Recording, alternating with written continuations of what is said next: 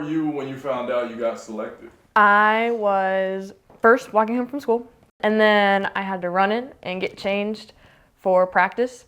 And my mom called me when I was getting changed, and so I answered it, put her on speakerphone, and she was crying.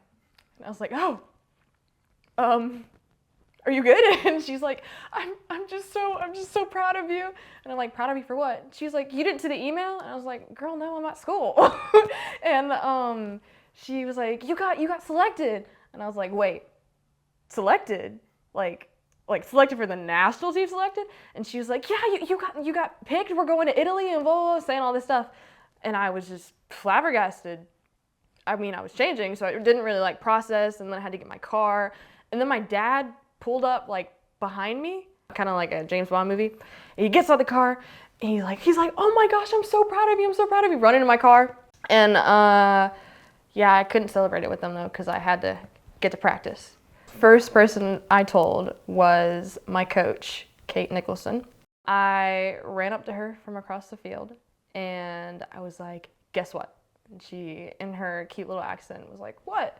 And I was like, I made the ODP national team. And she was like, that's so amazing. She had no idea what it was, but she's like, that's so amazing, that's so awesome. We have to tell everybody. And she's not big about affection, but she hugged me, which means that she was very excited for me, yes. And that was the first person that I wanted to tell as well.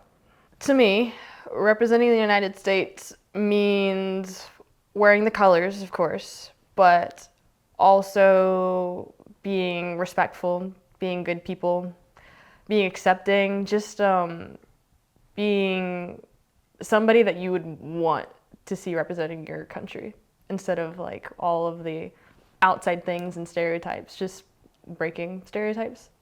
Going to Italy was amazing. I've been there before. I went there on a Mediterranean cruise to Rome and Florence and around the Mediterranean. But going back to Florence, just like remembering things, it was awesome. Especially the cathedrals are gorgeous, and you know, shops and stuff, and it's known for leather. It did not feel real at first, especially because, you know, I had to rush to practice. I was in a different headspace, and then she told me that I had made it, and before, I was trying to make myself believe that I wasn't like all for it, and that's not what I really, really wanted, you know, because you don't want to hope for something and then not get it, which isn't a good thing. But later on, I realized that, I mean, I'd worked this hard to get here, gone through so much travel, I sprained my ankle too, first time in my entire life ever hurting myself. And so I realized that I can want this, and I know that I do deserve this. And so when she told me that, it was like, I don't know, it was like a relief. It was like, yeah, I did do that. I mean, I was in awe, of course. I did not believe it at all. It was like a breath of fresh air. Getting selected for this means everything is paying off.